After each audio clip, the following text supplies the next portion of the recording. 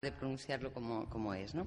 Es la presidenta, Helen, de Access Info, una organización de derechos humanos dedicada a promover y proteger el derecho de información en Europa y el mundo, promoviendo leyes que obliguen a la transparencia no únicamente como principio, sino como precepto jurídico.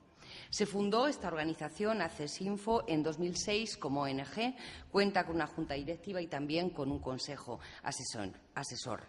La señora Darbyshire es su directora ejecutiva, experta en libertad de expresión, libertad de prensa y acceso a la información. Es licenciada en Historia y Filosofía de las Ciencias en el Reino Unido, en la Universidad de Durham. Ha trabajado en organizaciones como Article 19, ¿no?, en Londres y París entre los años 89 y 98, en el Open Society Institute de Budapest y Nueva York entre los años 99 y 2005 y ha colaborado como asesora en organizaciones internacionales como la UNESCO, el Consejo de Europa, la OSCE, que es el Organismo para la Seguridad y la Cooperación en Europa, y el Banco Mundial. Es fundadora y presidenta de la Red de Defensores de la Libertad de Información. En este momento y desde hace 5 o 6 años vive en Madrid y huelga decir que habla varios idiomas, como es obvio. Helen. Salve, me cuesta un poco el subjuntivo todavía. Muchas gracias, Mercedes. Buenas tardes. Primero, gracias a Antonio, Fernando, todos de la Junta de Andalucía por invitarnos aquí para tener esta oportunidad de hablar sobre la transparencia. Voy a hablar un poco del proceso de construir una cultura de transparencia a base de una ley de acceso a la información. Como bien ha dicho César, escuchamos hoy en día muchas veces la palabra transparencia y muchas veces es vacío de sentido, ¿no? Sí, se puede sustituir berenjena a veces, sí, absolutamente. Incluso cuando unas personas utilizan la palabra transparencia, y tenemos aquí un representante de la Asociación Internacional, Transparencia Internacional, tiene un sentido un poco más amplio de una democracia abierta, participativa, actuando con integridad, asegurando la rendición de cuentas. Yo no voy a utilizar transparencia en este sentido. Yo voy a hablar de transparencia en un sentido más estrecho, que es la transparencia de un vaso, por ejemplo.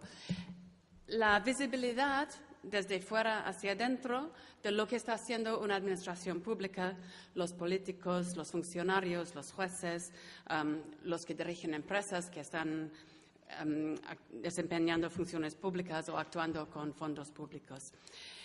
Voy a hablar del acceso a la información, precisamente, no a otros conceptos como integridad. Evidentemente son todos vinculados.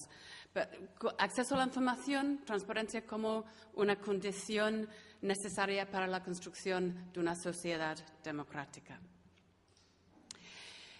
¿Cuál es el camino hacia la transparencia en este sentido, de acceso a la información? Tengo 3 puntos. El primer punto es que eso es una cosa que está con esta jornada Andalucía está abriendo su camino hacia la transparencia y es importante entender que eso es un camino que ya han empezado muchos otros países y regiones en muchas partes del mundo. Hoy en día en el mundo tenemos 93 leyes de acceso a la información. Estoy hablando de países con leyes de acceso a la información. No estoy contando las leyes que tenemos en estados federales como México o Alemania, por ejemplo. Entonces, hay muchas experiencias con el desarrollo de leyes de acceso a la información. En este sentido, yo diría que Andalucía no tiene que empezar a cero. Se puede construir una ley de acceso a la información basándonos en todas las buenas prácticas de muchos otros países. Y además, Andalucía y vosotros, que son los que están aquí, que son funcionarios, no tenéis que tener miedo tampoco. Porque eso es una cosa que muchos otros han pasado ya y no han colapsado sus países. ¿Cuánta gente aquí tiene miedo a la transparencia? Unos, estoy segura. Entonces, tenemos un contexto internacional con todas estas leyes de acceso a la información.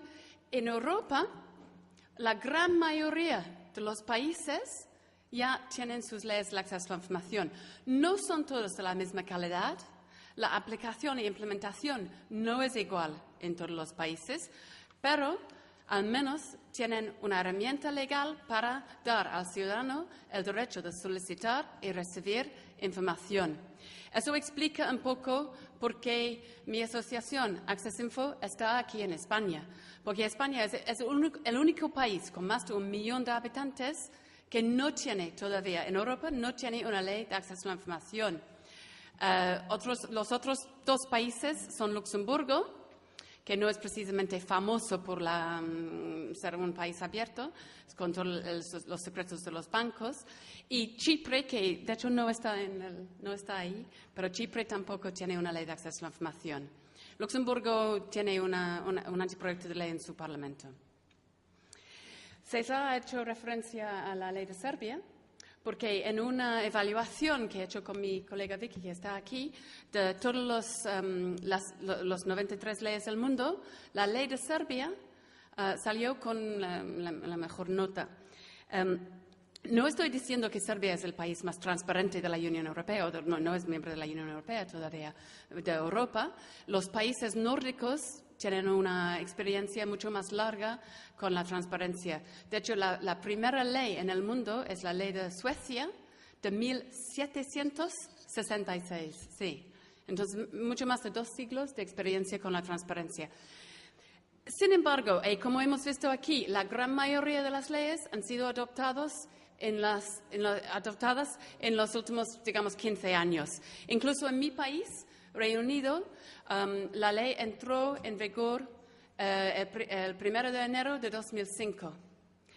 Y se puede hablar, como ha hablado Fernando Vallespín esta mañana, de países protestantes y católicos y todo eso, pero yo diría que, sin embargo, muchos países, incluso países en el norte de Europa, hemos tenido nuestras culturas de secretismo, leyes de secretos oficiales, y hemos tenido que superar eso con las leyes de acceso a la información. Bueno,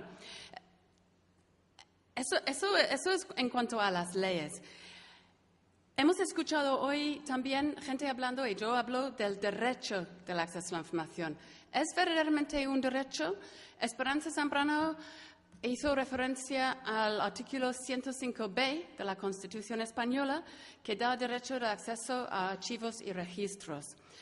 Desde AccessInfo y la Coalición Pro Acceso, que es una coalición de 65 ONGs, estamos defendiendo un derecho más fundamental en la Constitución Española, el derecho de la libertad de expresión. El Comité de Derechos Humanos de las Naciones Unidas ha dicho, y el Tribunal de Derechos Humanos en Estrasburgo, han dicho que el derecho de los ciudadanos a solicitar y recibir información de las administraciones públicas está vinculado con la libertad de expresión, porque sin información es imposible formar una opinión y expresar esta opinión. Es imposible participar de manera adecuada en un debate público si no tenemos información sobre lo que está haciendo el gobierno, por ejemplo. Entonces, yo argumentaría que España debería reconocer una ley de acceso a la información basado en el artículo 20 de la Constitución. Esperanza Zambrano ha hablado también de esa ley que está en el Congreso. Yo no diría que es una basura. Yo creo que eso es un poco fuerte, porque tiene elementos que están en línea con los estándares internacionales. Yo mencioné en mi pregunta el convenio del Consejo de Europa sobre acceso a documentos públicos, y hay elementos de la ley que está propuesta por el PP, por ese gobierno, que está en línea. Pero hay otros elementos que no están en línea con este convenio internacional. Y si España de verdad quiere ratificar este convenio, tendría que mejorar la ley. Y os voy a dar un par de ejemplos, porque eso son cosas muy importantes para el desarrollo de la ley en Andalucía también. Bueno, eso voy a saltar. La Coalición Pro Acceso. Tenemos en la Coalición Pro Acceso 10 principios que también están. Hemos recopilado los principios esenciales de todas las leyes del mundo. Yo quiero mirar rápidamente la definición de información. Toda la información registrada de cualquier forma, elaborada o recibida y en posesión de las autoridades públicas.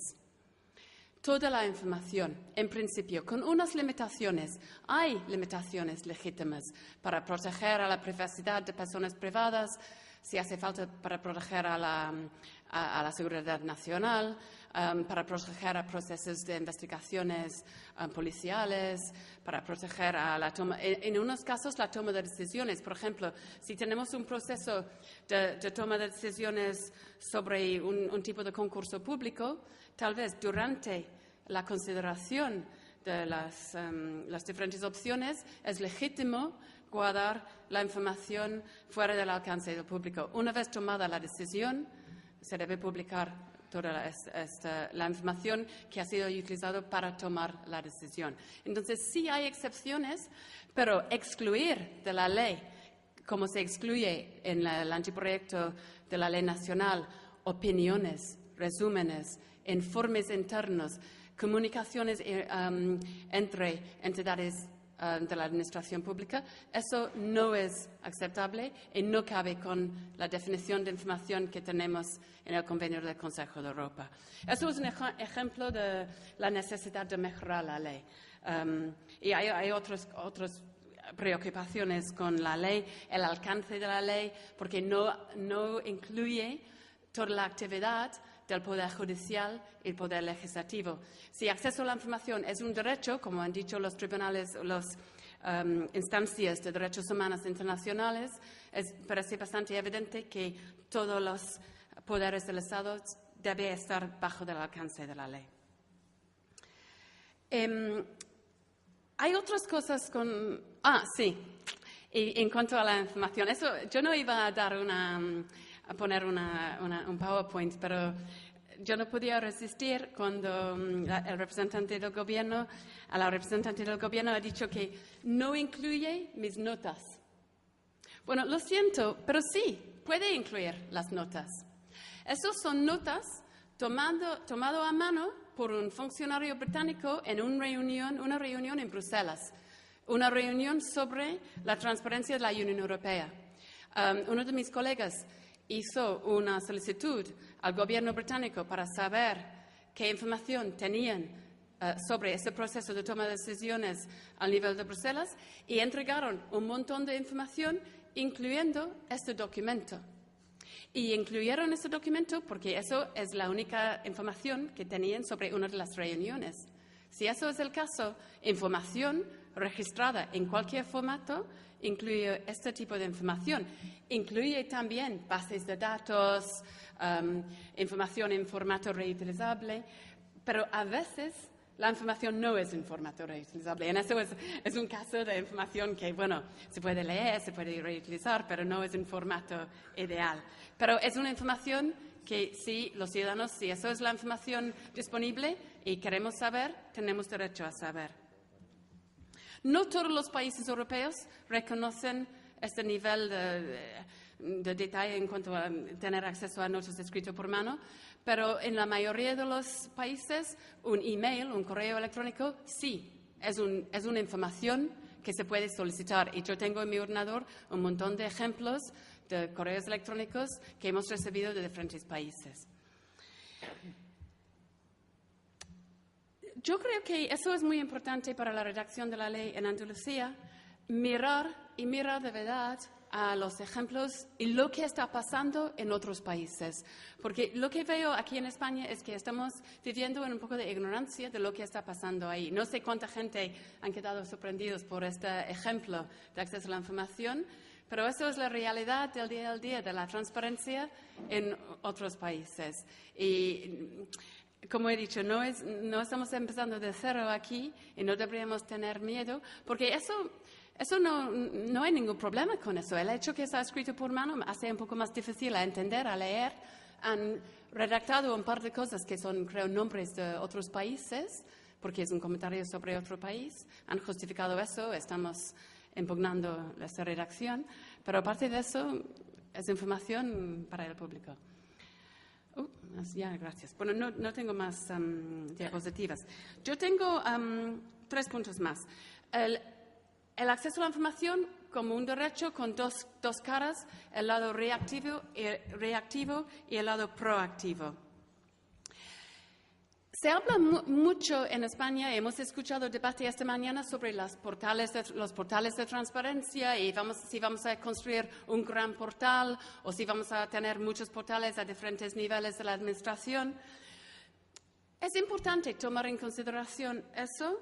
Sin embargo, mi consejo es no enfocar demasiado en la estructura de los portales y si vamos a tener uno o múltiples portales, sino enfocar en el contenido de los portales de acceso a la información. Se puede gastar mucho dinero en construir un portal sin poner ahí mucha información. Y tenemos el ejemplo de Córdoba, donde, si tengo bien mis informaciones, gastaron hace un par de años 382.000 euros en construir un portal de datos abiertos que ahora no es accesible en el red, en el Internet. Estaba activo durante menos de un año, tenía, si entiendo bien, información en PDF, entonces en formato no reutilizable, y ahora ha desaparecido. Y hay si pones la dirección de este portal antiguo, hay algo de compartir música, un sistema de compartir música. No sé, alguien ha utilizado el servidor para otro fin. Es mucho más importante pensar en preparar la información. Muchas de las administraciones públicas, no todas, pero muchas ya tienen sitios web y lo importante para la transparencia es buscar una forma de colgar la información, de hacer pública la información. Eso es otro consejo. 2 puntos más. De hecho, tú me has ayudado con eso también. ¿Qué es el buen camino hacia una ley de transparencia? Es actuar de manera consistente con los principios de transparencia. Hacer el proceso de la adopción, del desarrollo y de la adopción de la ley de transparencia un modelo de la transparencia. Hacer todo el círculo de la toma de decisiones transparente.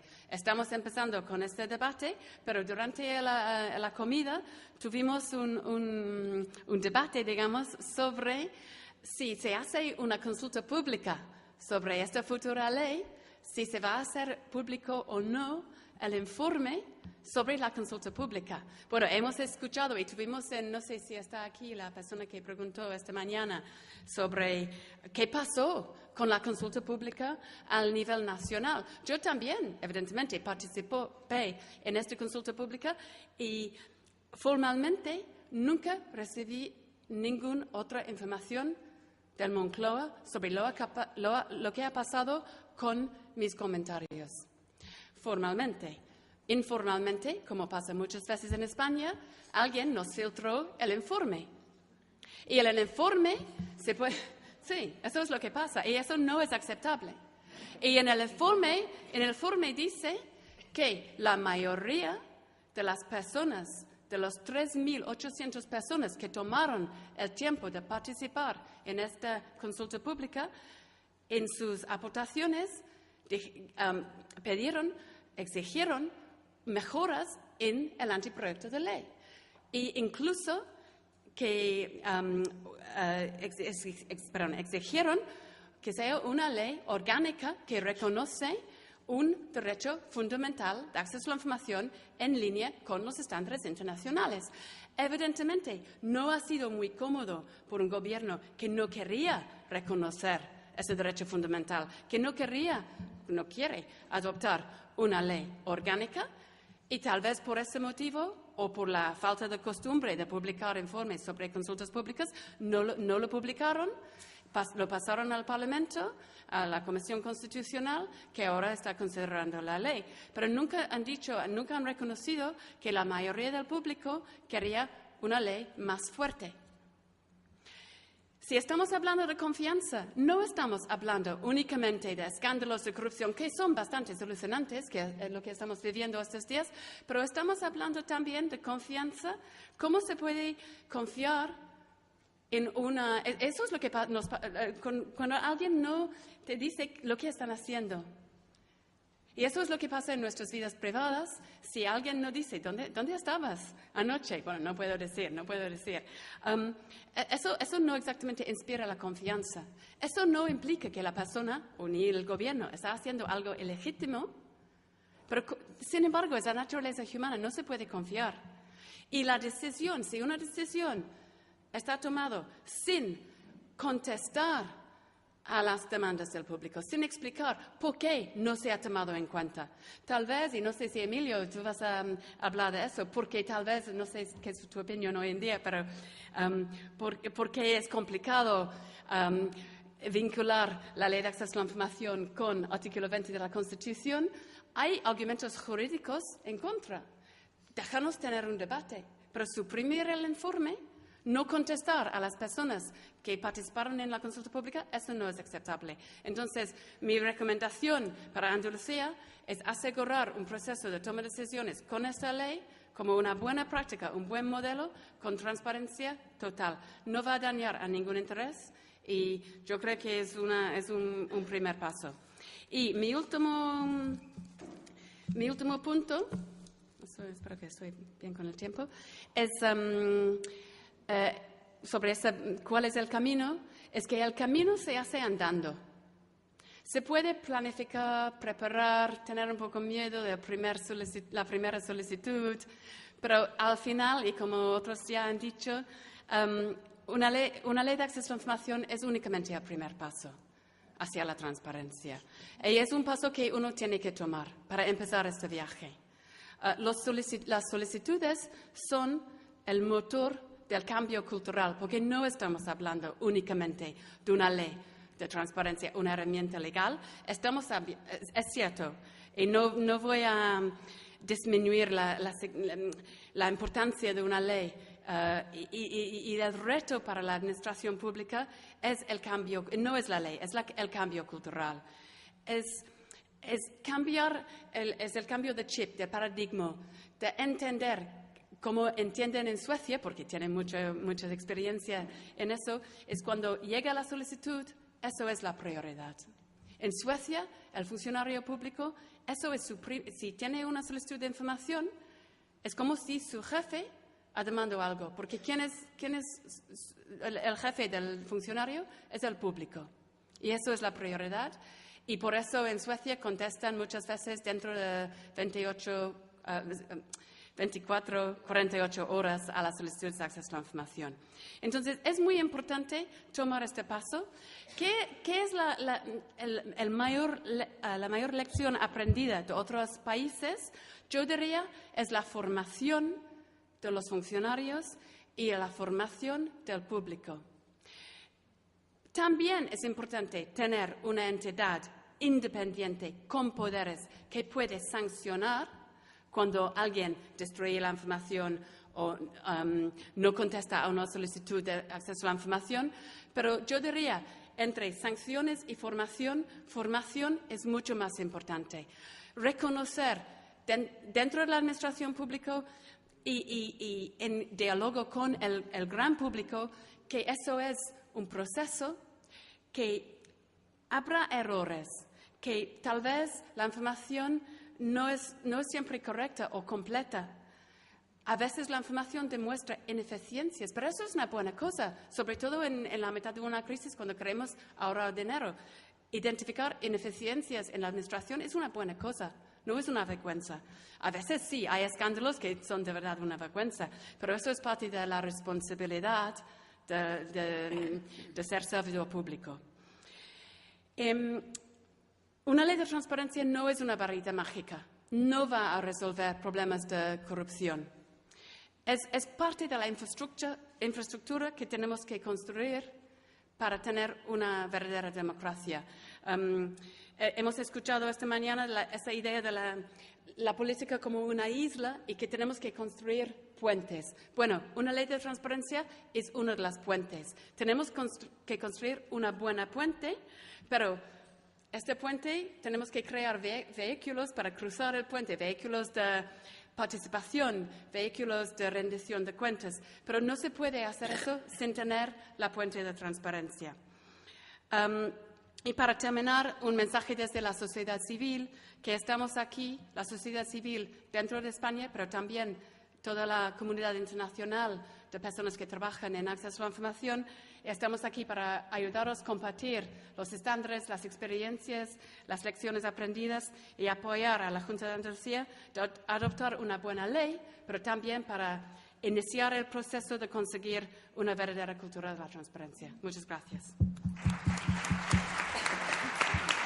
Perdona, un poco largo.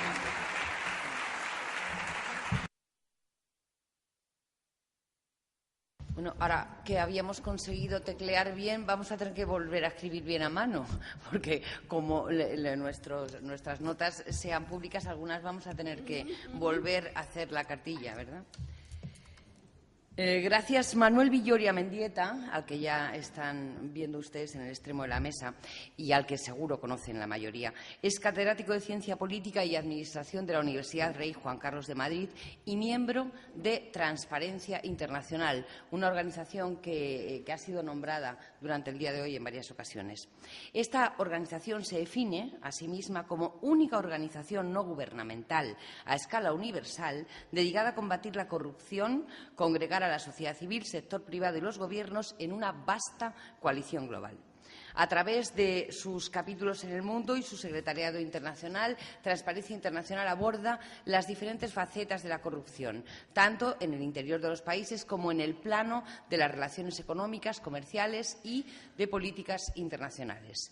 El propósito de Transparencia Internacional de TI es comprender y enfrentar los dos rostros de la corrupción: quién corrompe y quién permite ser corrompido. En el ámbito internacional, TI, Transparencia Internacional, impulsa campañas de concienciación sobre los efectos de la corrupción, promueve la adopción de reformas políticas, el establecimiento de convenciones internacionales sobre la materia, alienta la adhesión a las mismas y actúa como observadora de dichos acuerdos por parte de los gobiernos, las corporaciones y las empresas. Asimismo, a nivel nacional, los capítulos de Transparencia Internacional actúan en procura es una palabra que han utilizado ellos, de una mayor transparencia y la materialización del principio de rendición de cuentas. Con este fin, Transparencia Internacional monitorea el desempeño de algunas instituciones claves y ejerce presión para la adopción no partidista de las reformas que sean necesarias. Según declaran, no ejercen de periodistas, sino que instan a las administraciones a aplicar medidas preventivas que eviten el oscurantismo y la falsedad, de manera que el acceso a la información se convierta en una herramienta fundamental para controlar la gestión pública. Manuel Villoria, como experto, ha ocupado diferentes puestos en la Administración. Ha sido miembro de las comisiones de modernización de la Administración del Estado entre 1988 y 1993 y de la Comisión para la creación de la Agencia Estatal de Evaluación de los Servicios y Políticas Públicas. Es miembro del Comité de Políticas Públicas y Administración de la Asociación Mundial de Ciencia Política y como universitario es profesor visitante en varias universidades norteamericanas y europeas. Fue beca Fulbright, cosa que me impresionó, la verdad. Es licenciado en Ciencias Políticas y Administración y en Filosofía y Letras. Pertenece al Instituto Universitario Ortega y Gasset. Muchas gracias por la invitación.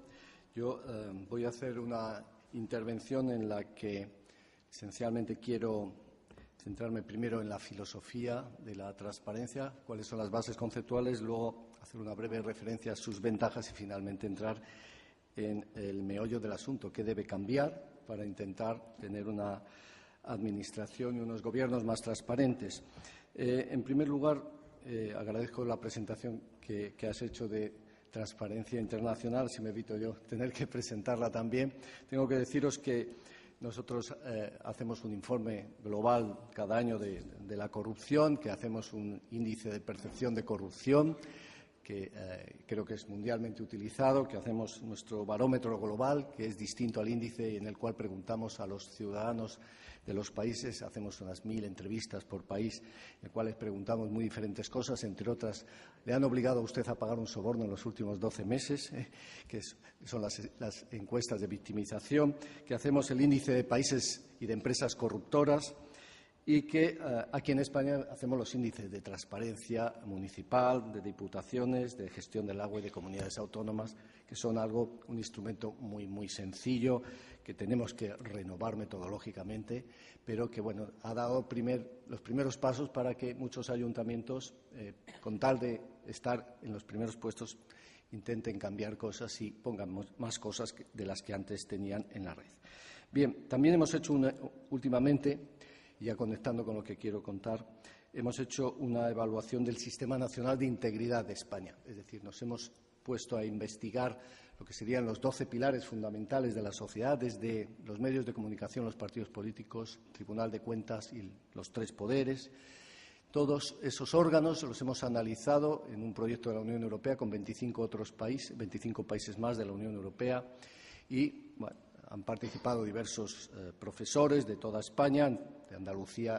Recuerdo ahora a Manuel Pérez Ciruela, que algunos sois amigos suyos. Y el resultado final es bastante depresivo, ¿no? Creo que tenemos una fuerte debilidad institucional en España. Esto me lleva al debate que tenía la semana pasada con Fernando Vallespín, por lo cual él me ha estado metiendo el dedo esta mañana con la idea de que las instituciones no son solo lo importante, que hay otras cosas, ¿no? Los intangibles, la confianza. Pero yo me voy a poner en un plan muy institucionalista. Creo que las instituciones son fundamentales. No es lo único, pero creo que es fundamental. Y miren, ustedes, las instituciones no dejan de ser sino reglas del juego. Son reglas del juego y son pautas regularizadas de interacción que son conocidas, que son practicadas, que son normalmente aceptadas por los agentes sociales y que estos agentes sociales mantienen la expectativa de que los demás miembros de la sociedad van a cumplir esas normas formales e informales, ¿no? Ejemplo, algo que conozco por mi tiempo en la administración pública, las normas de tráfico. Entonces, sin las normas de tráfico es evidente que no podríamos salir a la calle con el coche. Nosotros, cuando hay un semáforo verde, ¿verdad?, pasamos. ¿Por qué? Porque tenemos la expectativa de que los otros se van a detener, si no, nos quedaríamos parados. Entonces, las reglas del tráfico son fundamentales para estructurar esta sociedad. Ahora bien, unas reglas del tráfico bien diseñadas reducen enormemente los accidentes de tráfico y permiten más fluidez. Unas normas del tráfico mal diseñadas no lo permiten. Yo, en mi experiencia ya como subdirector de tráfico hace muchos años, puedo decirles que, claro, si uno analiza cómo se circulaba en España hace 20 años y cómo se circula ahora, estarán ustedes de acuerdo que ahora se corre menos. Ahora se corre menos. ¿Cuál es la base? Pues yo creo que se han mejorado las reglas del tráfico, se han mejorado las instituciones y, en consecuencia, como las sanciones son mayores, los controles son muy altos, pues cumplimos. Si tuviéramos, imagínense que tuviéramos una cámara, algo horrible, ¿no?, pero cuando entráramos en el coche, una cámara que fuera directamente a la Dirección General de Tráfico, al centro de control de cada uno de nosotros, y cada vez que nos saltáramos algo, apareciera en la cámara y saltara Entonces, cumpliríamos todos. Y ahí recuerdo una frase de Jeremias Bentham que decía: cuanto más te observo, mejor te comportas. Y por ahí viene la transparencia, ¿verdad? Si observamos a los políticos y a los funcionarios, si nos observaran a los catedráticos también, pues, ¿verdad?, creo que nos comportaríamos mejor. Es un tema que tiene bastante que ver con diseño institucional. Si usted diseña buenas normas, puede ocurrir, ¿verdad?, que la sociedad funcione mejor. En ese sentido, las normas de transparencia creo que tienen este sentido. Hay un valor detrás, que es el de la transparencia, que es un valor democrático, pero un buen diseño de las normas nos ayudará a funcionar mejor. Ciertamente, esto me lleva a otra reflexión un poco más política, que es que yo creo que hemos aprendido también que las instituciones estatales son importantísimas para el desarrollo. Sin instituciones estatales, difícilmente creo que un país se puede desarrollar. Las ideas estas del consenso de Washington y que de alguna forma estamos viviendo ahora aquí, de que lo fundamental es tener sistema macroeconómico equilibrado y que hay que reducir el gasto público y que hay que tener unos índices de endeudamiento reducidos y que hay que reducir sector público.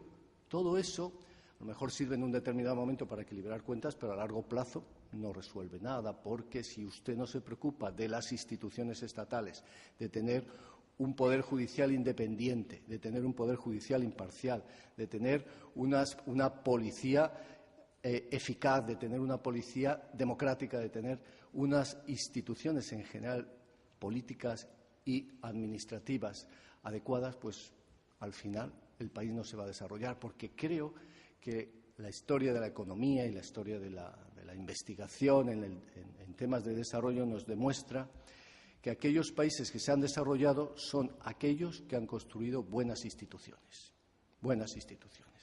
Entre ellas, fundamentalmente, aquellas que de alguna forma protegen derechos de propiedad y, sobre todo, aquellas que garantizan Estado de Derecho. El Estado de Derecho es fundamental para el desarrollo económico. El Estado de Derecho es esencial para el desarrollo económico. Pero al mismo tiempo también hemos descubierto que instituciones democráticas son importantes para el desarrollo, por lo menos reducen las posibilidades de abuso de poder, reducen las posibilidades de gobiernos que se despreocupan totalmente de sus ciudadanos. Y como decía Amartya Sen, donde hay democracia al menos no hay hambrunas, ¿no? En un famoso artículo. Quiero decirles con esto que las instituciones estatales, recuperar el papel del Estado y su capacidad para regular, para tener una función pública meritocrática, con funcionarios seleccionados de acuerdo con criterios de mérito y capacidad, con formación adecuada, es esencial para que haya desarrollo. Y, en consecuencia, estas ideas de que hay que eliminar Estado, mucho cuidado, mucho cuidado. Esto, en ocasiones, puede ser como aquel que dice: usted debe adelgazar. Y mire usted, para que usted adelgace le voy a cortar una pierna. Evidentemente, cuando te cortan la pierna has adelgazado algo, has perdido peso, pero no vuelves a andar. En consecuencia, cuidado con tocar las instituciones estatales. Bien, cuidado con tocarlas de forma indebida. Ahora bien, ¿qué es fundamental? Que estas instituciones tienen que estar bien diseñadas. Unas instituciones bien diseñadas, ¿cuáles serían? Pues esencialmente son aquellas que incentivan lo mejor de una sociedad y desincentivan lo peor de ella. Que incentivan lo mejor, por ejemplo, que incentivan la honestidad, que incentivan el trabajo, que incentivan el esfuerzo, que incentivan la cooperación y que desincentivan conductas extractivas, que desincentivan conductas corruptas, que desincentivan conductas asociales o antisociales. Y esta es la clave. ¿Cómo poder conseguir instituciones, reglas del juego, normas que incentiven lo mejor en la sociedad y la desincentiven? Ahí es donde creo que nos la jugamos. Como país nos la jugamos. Lo que pasa es que sobre eso no hay ciencia pura, ¿no? Nos podemos equivocar. Ahora, nosotros defendemos, entre otras muchas medidas, pues que los partidos tienen que ser más transparentes, efectivamente. Que quizás sea bueno, ¿verdad?, que haya una mayor responsabilidad de los electos con respecto a sus electores. De ahí que se hable de listas abiertas, etc. No tenemos garantías de que nos va a resolver todo, pero son ideas, ¿no? No tenemos garantías. Pero sí sabemos, por ejemplo, que si hay una ley de transparencia, y esta ley es buena, está bien elaborada, hay más incentivos para que se trabaje y se actúe bien y más desincentivos para que se actúe de forma abusiva del poder. Y eso está claro, ¿no? Entonces, yo creo que esta es la clave. ¿En qué nos ayuda una buena ley de transparencia? ¿Por qué defendemos las leyes de transparencia? Para empezar, porque creemos que no hay gobierno democrático que no sea abierto y rinda cuentas. La rendición de cuentas, la accountability, ¿no? La rendición de cuentas implica tres elementos. Primero, usted como político, como gobernante, incluso como funcionario, tiene que informarme de lo que hace. Infórmeme qué es lo que hace. Segundo, usted tiene que explicar y justificarse por qué hace unas cosas u otras. Y tercero, usted acepta los premios y los castigos derivados de esto. Pero claro, para que haya rendición de cuentas es necesario primero que exista información y transparencia. La transparencia, primer elemento fundamental de la transparencia, permite la rendición de cuentas. Como muy bien decía Helen, es fundamental también la transparencia para la participación. Hasta la democracia pierde calidad si quienes votan no tienen información de qué votan. si no tienen una información sólida de cuáles son las alternativas existentes, las políticas posibles sobre cada uno de los temas fundamentales. Entonces, también ahí es fundamental.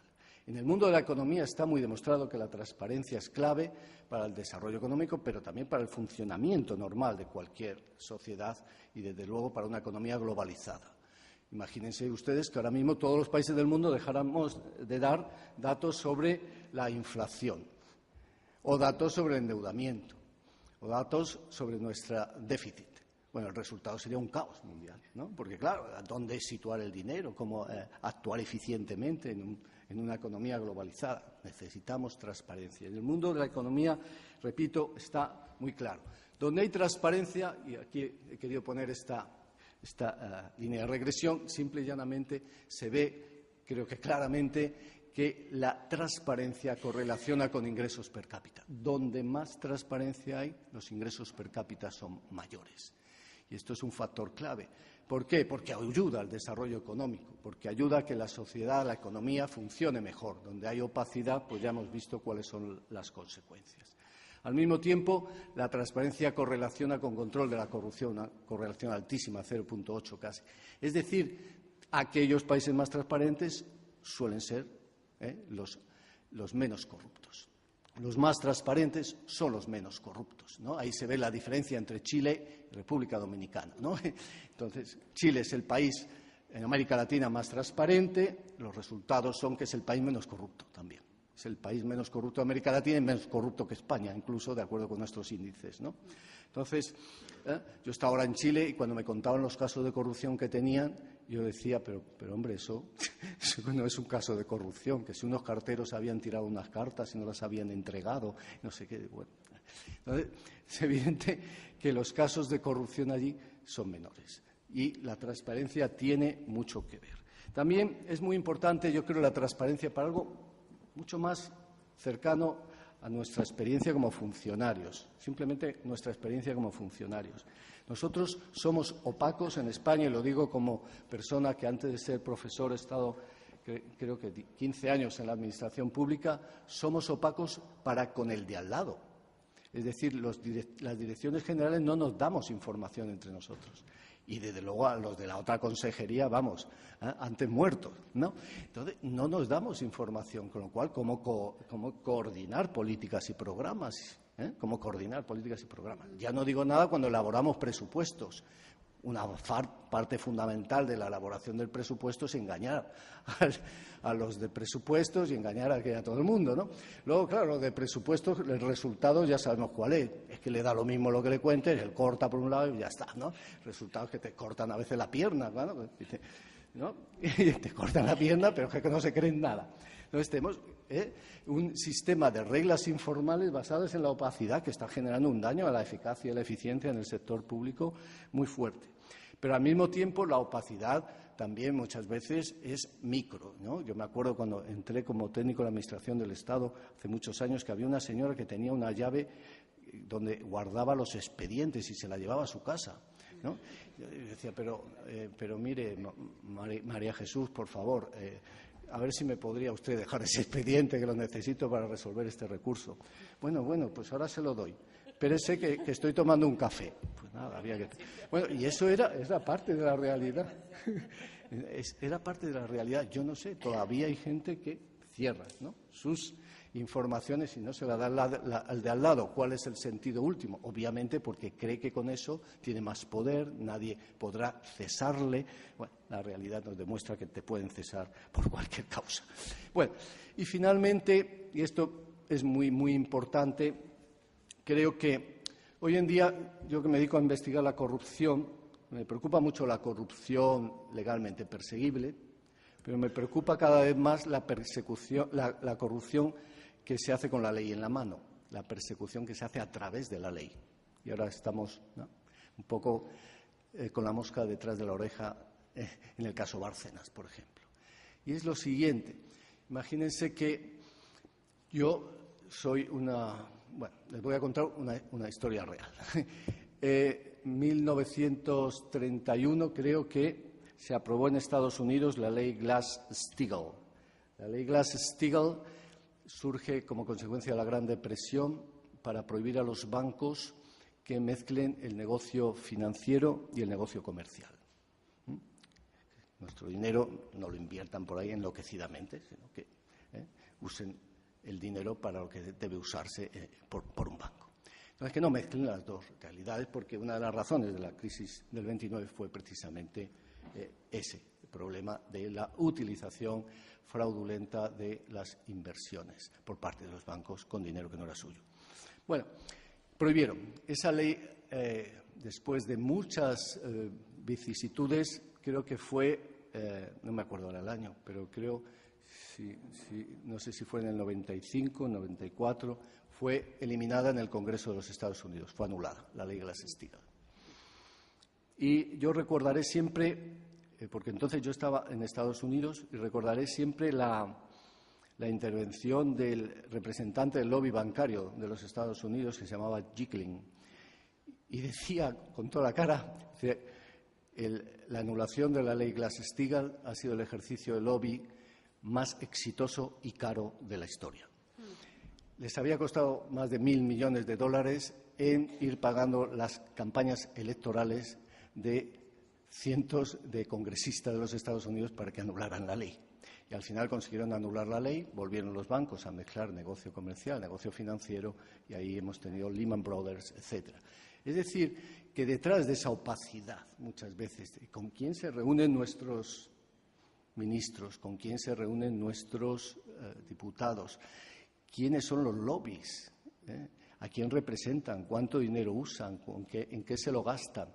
Claro, ese es un elemento clave para la calidad de la democracia y yo creo que ahí es donde también nos la jugamos. Es decir, la ley de transparencia es un avance, pero al mismo tiempo de la ley de transparencia necesitamos una ley de lobbies, sí. Necesitamos que haya un sistema de agendas públicas abiertas, necesitamos muchas otras cosas, necesitamos presupuestos participativos, necesitamos foros deliberativos, necesitamos una enorme cantidad de instrumentos que nos ayuden, ¿no?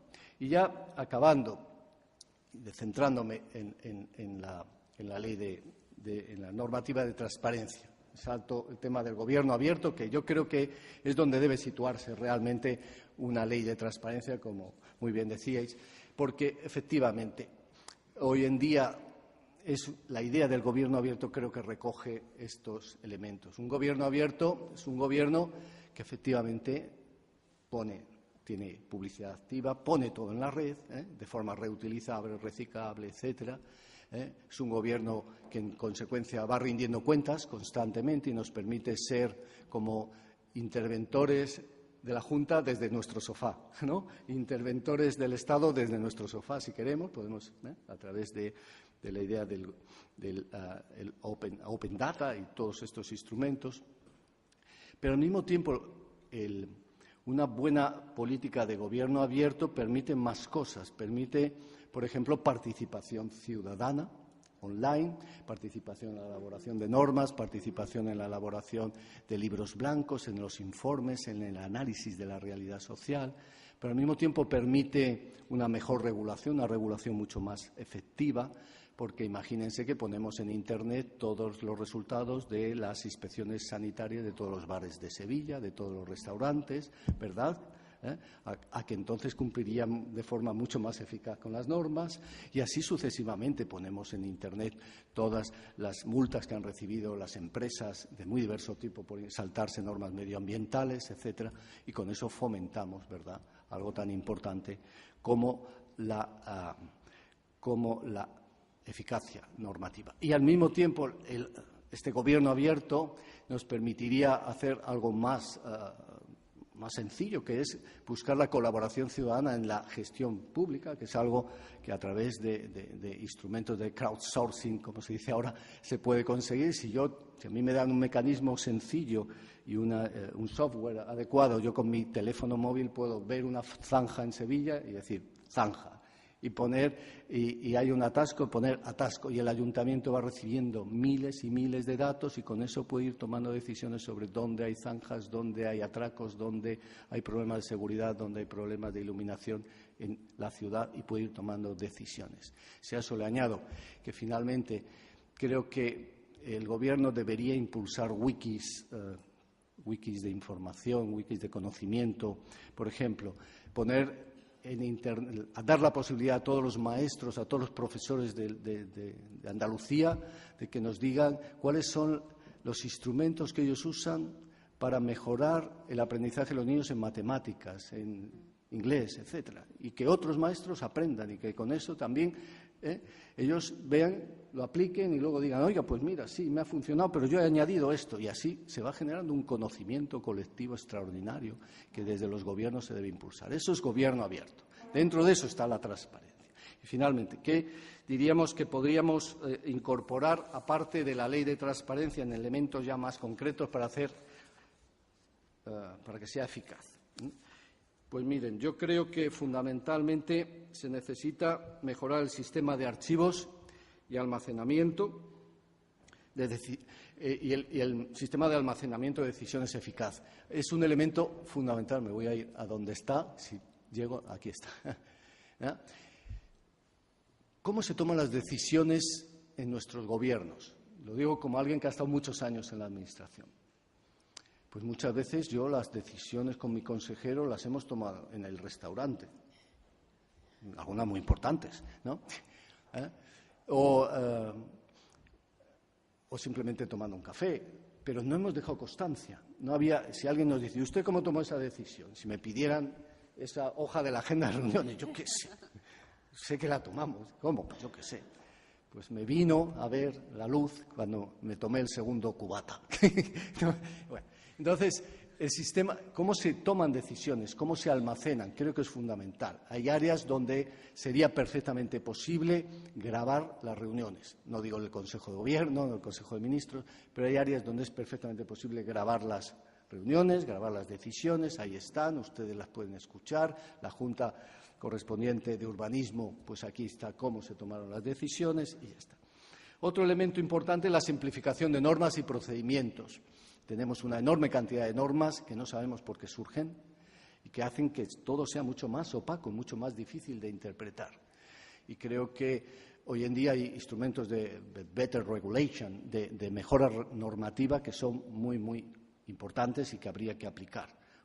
Muchas normas son inservibles. Yo, como funcionario del Estado y como alto cargo en el poco tiempo que estuve, sé que había funcionarios que a mí me presentaban proyectos de ley que elaboraban ellos, y a veces podían llegar a pasar casi al Consejo de Gobierno y podrían llegar al Parlamento.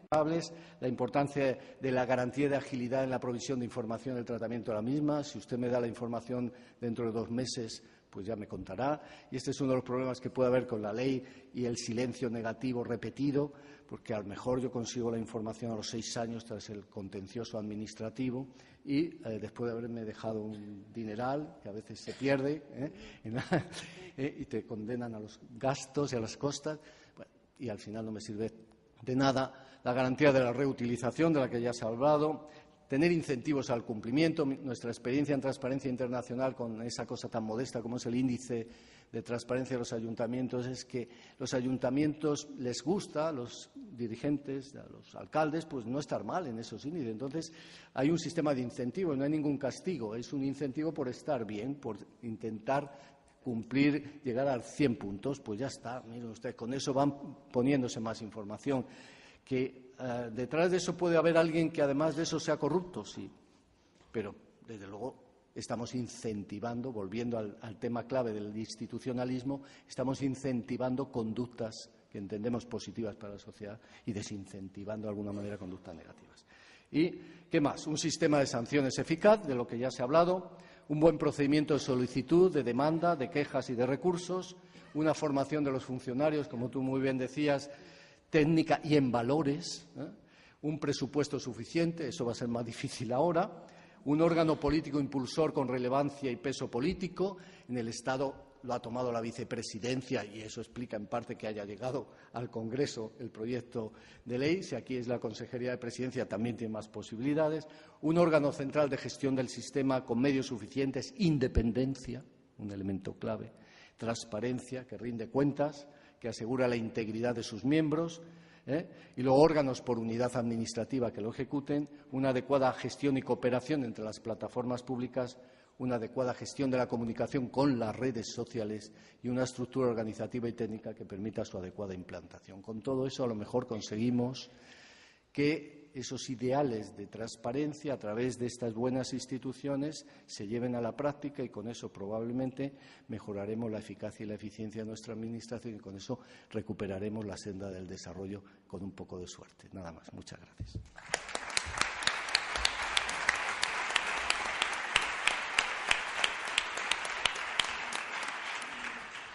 Profesor Villoria, sin duda es un optimista que nos ha dejado, no obstante, alguna imagen tremendamente terrible. Eso de tener que confesar dónde se ha tomado una decisión abre expectativas de género de todo tipo, desde el gore hasta el llamado erótico, ¿no? En cualquier caso, supongo que en el debate nos van a surgir muchas preguntas. Algunas de ellas es si nos importa a la ciudadanía saber cómo se ha tomado una decisión o si lo que verdaderamente nos importa es por qué y para quién, ¿no? Y a lo mejor de toda esa información a la que podemos acceder, si no está jerarquizada, pues es también como los árboles del bosque, ¿no? Nos queda el último interviniente, que es una persona que además ha sido citada tanto esta mañana por algunas de las personas del público y de otros miembros de esta mesa como por esta mesa de esta tarde. Emilio Guichot es doctor en Derecho Público y profesor de la Universidad de Sevilla. Todos los demás también, pero Emilio está hoy en casa. Fue redactor del borrador de la primera ley de transparencia que se planteó en España y que quedó malograda por el adelanto electoral, o al menos también por ese adelanto, ¿verdad? El profesor Guichot trabajó durante 1 año y medio en ese borrador que fue una promesa electoral del PSOE y lo ha sido también del Partido Popular actualmente en el Gobierno. Para Guichot, para Emilio, existe un paralelismo entre transparencia y desarrollo económico y social, un poco la línea que ha dicho también el profesor Villoria, hasta el punto de que, según asegura Emilio Guichot, los mercados castigan la falta de transparencia. Eso es una cosa que igual vas a tener que explicar. Es un profesor investigador que ha escrito numerosos artículos sobre el derecho y el acceso a la información y ha participado en obras colectivas como el Tratado sobre el régimen sancionador audiovisual, estudios sobre la Ley General de Comunicación Audiovisual o la comunicación de datos personales en poder de la Administración. Si me permites una interrupción, Emilio, viendo algunas de las diapositivas que ha puesto Manuel y sabiendo que tú has colaborado y has intervenido en el corpus audiovisual español, que era uno de los pocos países de la Unión Europea que no tenía ley audiovisual hasta el 2010, es curioso que sigan siendo Luxemburgo y España los dos únicos países que no tienen un órgano de control audiovisual. En Andalucía lo hay, el Consejo Audiovisual. La Ley Audiovisual de 2010 preveía un órgano estatal, pero bueno, ya ha dicho el Partido Popular que prescinde e incluso en Cataluña el Consejo Audiovisual catalán está quedándose muy reducido, ¿no? Que es un órgano de control indispensable. Ha estudiado Emilio y escrito también sobre administración electrónica y la Ley de 2007 de acceso electrónico de los ciudadanos a los servicios públicos, la comunicación de datos por parte de la Administración a los sujetos privados. Es difícil hacer la competencia al chiste, ¿eh? En este cambio de escenario real que supone la red, Emilio Guichot se ha preocupado también por su adecuación legal y jurídica y, por tanto, ha escrito y trabajado sobre métodos alternativos de la enseñanza jurídica, algo que me parece fundamental, y la innovación educativa en derecho constitucional. Es nuestro último interviniente. Emilio, muchas gracias. Muchas gracias, Mercedes, por la amable presentación y muchas gracias a todos por estar aquí y escucharme. Efectivamente, mi acercamiento a la transparencia ha sido poliédrico, porque yo diría que comencé porque me interesaba. Tengo la suerte de ser profesor universitario, una profesión que me apasiona y que además me permite, al ser profesor de Derecho Administrativo, en gran parte elegir temas, porque casi todo es Derecho Administrativo, al menos al final acabas pensando eso. De tal forma que elijo temas que me interesen además como ciudadano. Y uno de ellos fue la transparencia, a principios de este milenio. Primero comencé además por la protección de datos, con lo cual ya vi otra de las caras de la moneda.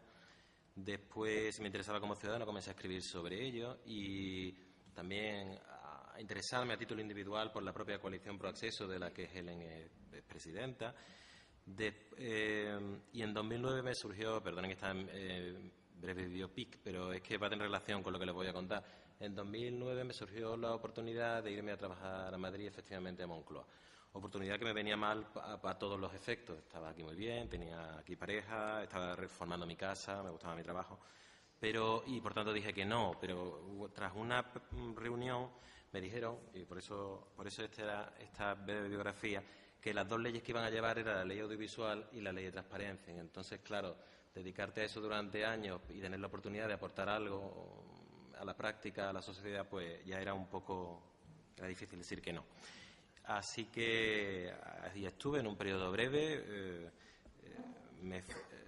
Me fui en septiembre de 2010, cuando en agosto el primer anteproyecto del Partido Socialista, que parecía que se iba a aprobar, en una decisión de última hora se decidió no aprobarlo, y pensé que ya entonces no tenía ahí nada que me retuviera o que hacer.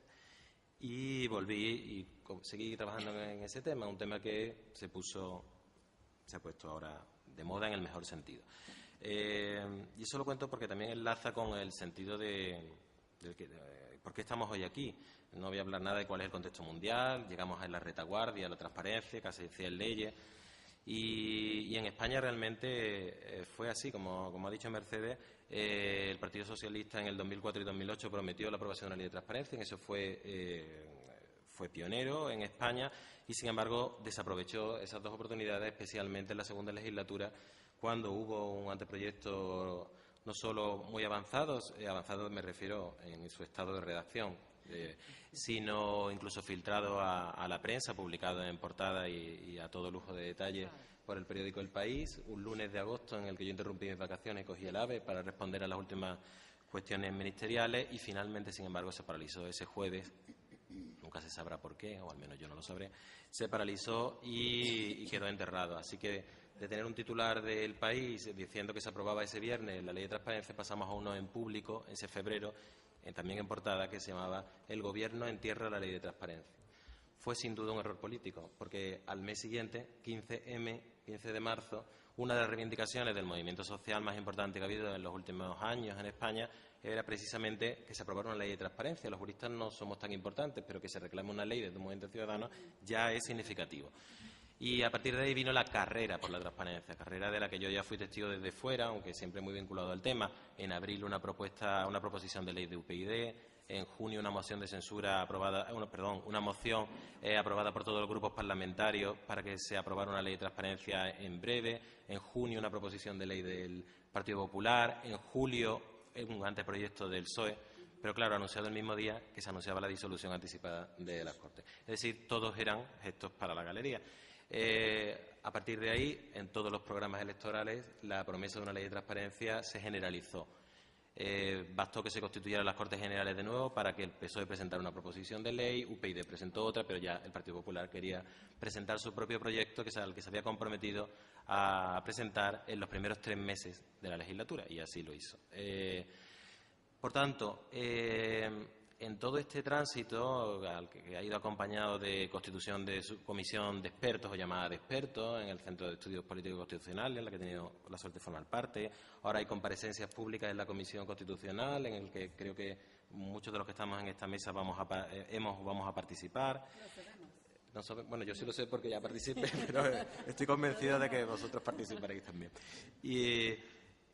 Pues bien, se han organizado muchos foros en los que he tenido la suerte de escuchar a la perspectiva de ciudadanos, pero también de archiveros, también de ONG, también de políticos. Veo gobiernos autonómicos que muy interesados, no solo el andaluz, como ahora contaré, en ser muy transparentes, en aprobar normas. Y entonces, bueno, he tenido esa suerte de verlo desde muchas perspectivas, que espero en los 10 minutos o 15 que me quedarán, pues poder darles lo que para mí es un poco una síntesis o alguna opinión constructiva, porque eso ya es algo personal, lo confieso, pero a mí solo me interesa la crítica si es constructiva, y si no, pues creo que no le veo la dificultad, por así decirlo, y tampoco le veo mucho la utilidad. En primer lugar, por tanto, voy a decirles brevemente cuáles son, a mi juicio, los principales aciertos y errores, por llamarlo así, o cosas cuestionables de la ley, Y, en segundo lugar, voy a decirle, porque creo que es el foro para hacerlo, cuál es, también en mi opinión jurídica, cuál es el papel que le queda a una posible ley autonómica, que es lo que nos trae aquí. Bueno, yo diría que entre los aciertos, el primer acierto que hay que reconocer es que estamos ante un proyecto de ley presentado en el Parlamento y al comienzo de una legislatura, y que yo estoy plenamente convencido de que va a salir adelante en la forma que veremos en su resultado final. Y también es positivo que se han llevado a cabo en un proceso innovador, con muchos defectos. Innovador porque se abrió una consulta pública, que con el defecto de que no fue abierta cuáles eran las formulaciones de sugerencias de los ciudadanos. Innovador en que se creó una comisión de expertos, aunque con el defecto que no se esperó a que formulara conclusiones comunes. También era difícil tener conclusiones comunes, pero no se esperó. Y innovador en que se está escuchando a los expertos y por eso mismo se ha paralizado el periodo de enmienda. Y ya veremos si se acogen o no, eso todavía no podemos juzgarlo. Pero, bueno, la existencia misma del proyecto y una cierta innovación sería, a mi juicio, aspectos positivos. Por supuesto, una ley no lo va a resolver todo. Si entendemos por resolver, sobre todo, acabar con la corrupción y crear una sociedad participativa. Yo creo que eso solo lo resolverá un aumento de la ética pública, de gobernantes y de gobernados, y un aumento de la participación social y de involucración de la sociedad, en el que creo que estamos en marcha, pero venimos de un nivel bastante bajo. Pero una ley de transparencia sí es, a mi juicio, y por eso también la relación con la breve biografía que les hice, a mi juicio es una pieza fundamental de profundización democrática. Fundamental por lo que acaba de expresar todos los intervinientes, pero entre ellos Manuel Villoria, de la importancia de una buena regulación como base. Estoy plenamente convencido de eso. Tampoco todo depende de una buena ley. El ejemplo lo pueden tener aquí, en los índices de transparencia internacional de comunidades autónomas. La comunidad andaluza está en la posición de las posiciones más altas, en la número 4, por encima de las 3 comunidades que tienen ley de transparencia. Por encima de Galicia, por encima de Navarra, por encima de Islas Baleares. Así que tampoco todo es una ley. El segundo punto que me parece muy positivo de la ley es el énfasis en la publicidad activa, la publicidad a través de Internet de una serie de información que no dependen de la solicitud del ciudadano, sino que hay que poner a disposición de todos en motu propio y en formato actualizado, accesible, con facilidad de acceso para discapacitados, reutilizable. Bueno, eso lo es porque esto, ya que llegamos a la retaguardia, no vamos a hacer una ley del papel. Estamos en 2013, consultamos los horarios de Iberia o cualquier información o compramos entradas a través de Internet. ¿Qué sentido tendría ser ahora una ley que no enfatice? Pero no que enfatice solo el principio. En mi juicio, el gran acierto en esa parte de esta ley, que a mi juicio es la mejor dentro de las partes que se divide, es que establece obligaciones concretas respecto a categorías concretas de decisiones públicas, en concreto las más importantes para saber cómo se gestionan los fondos públicos y qué decisiones se toman. Por ejemplo, todos los contratos, todos, no los que se publican en boletines oficiales que solo leen los licitadores, sino también los contratos menores que se trocean y han sido fuentes de corrupción en España en las últimas décadas. Y además no solo cuáles son los contratos, sino si ha habido modificaciones, por la que también se ha ido una gran parte de la corrupción en España, o cuántos licitadores se han presentado, a ver si es que siempre hay un licitador único, etcétera. Solo esa letra de un artículo ya es una mini revolución en España, al que conozca el funcionamiento de la administración municipal, autonómica o estatal en muchos casos. Bueno, como eso están las subvenciones, las retribuciones de los altos cargos, las indemnizaciones por cese. Bien, a mí me parece un punto fuerte de la ley que la sitúa en la gama alta, diría yo, de las leyes que yo conozca, al menos de todo nuestro entorno europeo y también del entorno mundial. Y, en tercer lugar, yo diría que es un factor positivo la regulación del procedimiento. Es un plazo, me parece, razonable, de un mes, la media entre 20 días y de un mes a nivel internacional. Me parece que se da entrada a terceros cuando haya afectados. Bien, me parece que está bien diseñado, incluso, y aquí sí haré una discrepancia, bueno, aquí y en otros lugares, pero y creo que también está diseñado que el silencio sea negativo por lo que voy a explicarle. El silencio negativo tiene muy mala venta al ciudadano y, por tanto, también al político que vive del ciudadano, que es elegido por el ciudadano. Sin embargo, el silencio positivo no es más, y no nació, es solo eso, una garantía para el ciudadano que, ante la omisión de un deber, que sigue siendo un deber, de resolver en plazo, pueda actuar y no quede a la espera años a que le conteste. Ese es el nacimiento y la actualidad del silencio negativo. Y en este caso, si no contestan, ¿no podría ser el silencio positivo? ¿No somos pro transparencia? Yo, desde luego, lo soy. Bueno, mi respuesta sería que no, salvo que queramos vivir en otro tipo de sociedad. Es decir, si estamos dispuestos que por el transcurso de un mes y un día haya un silencio positivo y el reconocimiento de un derecho, por tanto, incondicional, no sometido a revisión judicial, a que me den, por ejemplo, por hacer un juego, el historial clínico de todos ustedes, que es información pública porque obra en poder de la Administración, entonces sí asumamos el silencio positivo. O si estamos dispuestos a que se pase 15 días más, nos den información sobre defensa del Estado o sobre operaciones de lucha contra el narcotráfico, entonces sí asumamos el silencio positivo. El silencio negativo en esta ley, ¿por qué se dice? Porque, desde luego, si yo fuera político, y ahí así se lo escuché a los políticos, no, en fin, he estado en ese mundo, al menos querría no decir nada, pero decir que el silencio positivo es negativo, pues te expones a los titulares de prensa que ha habido, en efecto. ¿Por qué no decir nada, al menos? Bueno, pues porque estamos regulando, no estamos jugando. En España, si no se dice nada, como saben, el silencio es positivo por la ley de procedimiento. Y bueno, ¿y eso qué significa? Entonces, pues la Administración pues no me contestará. Bueno, no, es que el silencio negativo no es una alternativa al deber de contestar. Y en la ley sí se prevén sanciones en caso de incumplimiento reiterado de la obligación de resolver en plazo. Sanciones graves con la aplicación de la ley de disciplinaria a los funcionarios y a las autoridades que ahora extiende esta ley a los mismos. Bueno, esos son para mí los aspectos positivos. ¿Cuáles son los aspectos negativos? Bueno, hay varios. Uno que no iba a citar, porque no me parece negativo, sino cuestionable, pero lo ha dicho Helen, sería ¿cómo considera el derecho? ¿Por qué no lo ha tratado como derecho fundamental? ¿No? Bueno, yo creo que en esa materia hay argumentos jurídicos indudables a favor y en contra. En contras quizás son los más fáciles de argumentar. El Tribunal Constitucional ha negado que sea un derecho fundamental y ha inadmitido los recursos de amparo. La ley que lo regula ahora, el artículo 37 y las demás leyes, acceso a la información ambiental, reutilización, son leyes ordinarias. La Constitución lo establece como un derecho asociado solo al Gobierno y la Administración.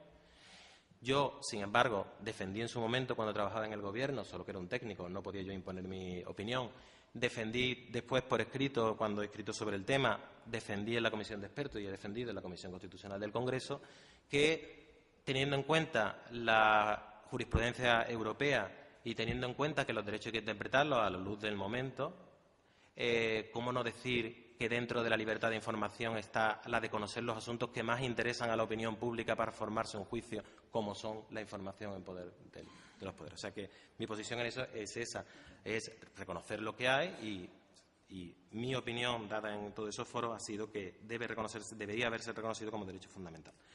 Otras lagunas que, en mi juicio, tiene la ley, bueno, que se va a aplicar solo a la información obrante en archivos vivos de gestión. Pero ¿qué pasa con la información que está en otros archivos? Les ahorro las categorías archivísticas, pues que se van a regir por otra norma, por las leyes de archivo de cada comunidad autónoma, por la ley de patrimonio histórico, por un Real Decreto de 2011 sobre archivos. Y eso es una doble garantía, son dos procedimientos, dos causas dos límites diferentes.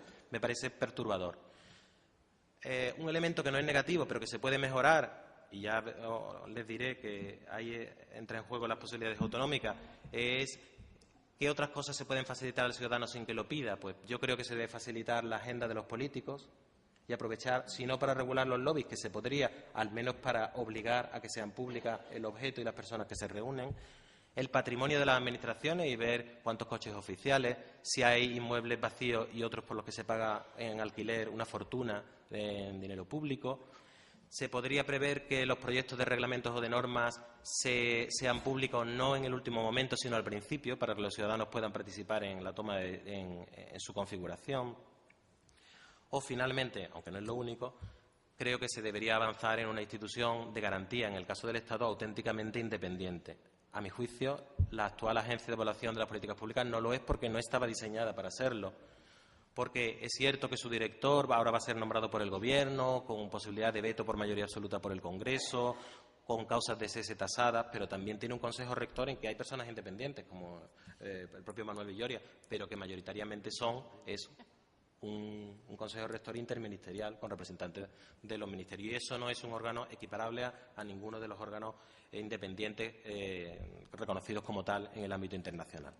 Les ahorro la crítica a la última parte de la ley sobre buen gobierno porque me parece que mayoritariamente es inconstitucional, pero no puedo entrar en ello. Bueno, eso sería mi valoración del proyecto de ley. Y así lo he dicho también en el Congreso y en todo sitio. Bien, ¿cuál es el margen que deja las comunidades autónomas? ¿Cuál es el margen que deja la Comunidad de Andalucía o a cualquier otra que en esto tiene las mismas competencias? Bueno, las comunidades autónomas y las entidades locales han sido ignorados en el proceso de elaboración de la ley. Eso lo ha reconocido el propio Consejo de Estado y ha hecho esa llamada de atención. Sin embargo, están llamados a desarrollarla, en el caso de las leyes autonómicas, y a aplicarla en el día a día. Por lo tanto, son figuras fundamentales y, desde luego, están obligados por esta ley. El proyecto de ley ha hecho un entendimiento muy amplio de cuáles son las competencias del Estado por el 149.1.18, es decir, qué puede regular con el título competencial bases del régimen jurídico de las administraciones públicas. Y realmente casi toda la ley es básica y esto tiene una gran importancia porque muchas de las cuestiones no pueden ser modificadas por una ley autonómica. Es un pie forzado en lo bueno y en lo malo de una amplitud muy grande. ¿Qué puede hacer una ley autonómica, por tanto? ¿Cuál es su margen fundamental? En materia de transparencia, en sentido estricto, yo diría que 3 campos de actuación. Todos conectados directamente con algo básico, la efectividad del derecho de los ciudadanos. En primer lugar, tiene que montar sus portales de transparencia en la forma que quiera. Ahora bien, bastante condicionado ya por el Estado. Tienen que ser portales, formato electrónico, reutilizable, accesible. ¿Qué puede hacer? Pues puede ampliar aquella información que se va a dar a los ciudadanos motu propio. No se tiene por qué limitar a la lista del Estado, aunque toda la que dice el Estado sí le obliga. Y a este respecto también las leyes autonómicas, salió esta mañana, y la cooperación interadministrativa tiene mucho que decir. ¿Y qué harán los ayuntamientos? Se decía esta mañana, pues bueno, se apoyarán en las diputaciones, se apoyarán en las direcciones generales de administración local, se apoyarán en la Consejería de Presidencia. A mi juicio, sería lo deseable, porque es verdad que para un ayuntamiento medio o pequeño es difícil cumplir con estas obligaciones. En segundo lugar, tiene una responsabilidad, tiene un margen de decisión amplísimo en materia de organización y gestión de la información. Ahí no se ha metido el Estado. El Estado ha creado para él unidades de información, pero para el resto de entidades locales, de entidades autonómicas o locales, lo que ha dicho sencillamente es que tienen que integrar la gestión de la información y el acceso a la información dentro de su práctica diaria, por así decirlo, e identificar quién es el responsable de dar información. Bueno, ahí queda un campo inmenso para la creación de guías ciudadanas que permitan acceder a la información, para determinar dentro de la Administración quién va a ser el competente, si va a haber unidades de información, oficinas de información, quién lo va a pilotar. Yo creo que, porque está pasando en todas las comunidades autónomas y en el Estado, es el Ministerio, las consejerías de presidencia las que están tomando el testigo. Yo creo, como ha dicho también Manuel Villoria, que es muy adecuado porque es una consejería siempre de peso, un ministerio de peso que puede liderar el proceso. También creo, como ha dicho Helen, no hay que tener excesivo miedo, aunque dependerá de cómo se haga, no hay que tener miedo que todas las administraciones tienen al inicio a ser absolutamente aplastados por las solicitudes de información, porque llegamos en el número casi 100 y no ha pasado en ningún país del mundo. Y hay estudios sobre ese miedo y sobre lo infundado de ese miedo. Claro, dependerá qué se entienda por información, porque otros países han sido menos arriesgados. Dicen que se puede acceder a documentos, pero aquí se puede acceder a contenidos y documentos en función de cómo se formule la petición. Puede ser amplísima. Algún límite ha de tener. El límite que le fija la ley fundamentalmente es que no da derecho a la reelaboración de información, porque si no, el día que se ponga en marcha la Ley de Transparencia de Andalucía, pues me puede dar a mí por pedir información sobre la política en materia de juventud, vivienda, deportes y evolución de los precios. Bueno, con esa me basta, en los últimos 15 años en la Comunidad Autónoma de Andalucía. Y toda esa información está a disposición de la Administración Autonómica. Toda. Bien, por tanto, algún límite habrá. En la ley utiliza el concepto de reelaboración, veremos cómo se interpreta. Y finalmente, una cuestión fundamental que tienen que decidir las comunidades autónomas es cuál es la autoridad independiente de garantía de este derecho. Es algo clave. Salvo los países que llegaron primero cuando no existía este concepto de autoridad independiente, Suecia, Estados Unidos, todos los países que han llegado a partir de los 70 han creado instituciones de control. A la que se le va a atribuir el Estado, ya les he dicho cuál me parece su falla. ¿Qué posibilidad tiene la comunidad autónoma? Bueno, todas las que la inventiva humana pueda crear. ¿Cuáles sugeriría yo o cuáles son las que me parecen más razonables? Bueno, yo creo que en una comunidad como Andalucía, se lo digo porque hay otras comunidades que tienen otros órganos como Oficina Antifraude, etcétera, una comunidad como Andalucía, yo creo que las dos opciones más razonables son las siguientes: o crear efectivamente una autoridad de acceso a la información, en cuyo caso yo le daría también la competencia para aprovechar y economizar la competencia sobre protección de datos, dado que en el ámbito autonómico, a diferencia del estatal, esa es la principal excepción a la transparencia. Las autonomías no son competentes en relaciones internacionales o en seguridad interior, pero sí, en materia, sí manejan datos personales. Bueno, esa es una opción. Un órgano que además no nacería viciado por su lógica de privacidad, porque nacería ex novo. Y otra opción podría ser atribuirla a el Defensor del Pueblo. ¿Con qué ventaja? Que es una institución muy conocida por los ciudadanos y acostumbrada a relacionarse con la Administración. ¿Con qué desventaja? Que sería una mutación, al menos para esta cuestión, de su naturaleza, porque la ley obliga a que sus decisiones, la ley estatal, el proyecto de ley estatal, a que las decisiones en materia de acceso sean vinculantes y ejecutivas, que como no lo son las decisiones de los defensores del pueblo. Bueno, ya se han puesto en marcha la batería de leyes autonómicas. Ya existía la gallega, el año pasado se aprobó la navarra, la balear, están en tramitación la extremeña, anunciada la aragonesa, la canaria, la andaluza, la castellano-manchega, la aragonesa. Estamos en ese momento fundacional, ilusionante también, en mi opinión. Tienen un rango, y con esto acabo, tienen un espectro desigual. ¿Cuál puede ser el contenido de este tipo de leyes? Hasta ahora me he referido solo a la transparencia. ¿Se puede incluir algo más? Pues es una decisión política, y esto es un primer foro de estudio. Digamos que hay unas que son solo de transparencia, y con este contenido, básicamente lo del Estado, con estas ampliaciones. ¿Se puede ir a más? Sí. ¿Cuál sería el modelo más amplio? El modelo, hasta ahora, el modelo navarro, ir a una ley de gobierno abierto, como bien ha dicho Manuel Villoria, que pueda incluir también la participación, mecanismos de participación, que pueda también incluir mecanismos de buen gobierno entendido como incompatibilidad, de retribuciones, y que pueda enlazar con la reutilización de información. Bueno, yo creo que lo importante de las leyes es que estén bien redactadas, que sean buenas técnicamente y que se cumplan, porque de nada serviría preceptos generales que no tengan aplicación práctica. Eso hay que medirlo y es una decisión fundamentalmente política. Me parece muy adecuado, como ha dicho el viceconsejero, y con eso termino, trabajar ya en eso, pero efectivamente hacerlo acompasado con la legislación básica del Estado. Sería absolutamente inoperativo aprobar una ley un mes antes para modificarla a los 4 meses. Así que creo que estamos en un momento apasionante. Muchas gracias.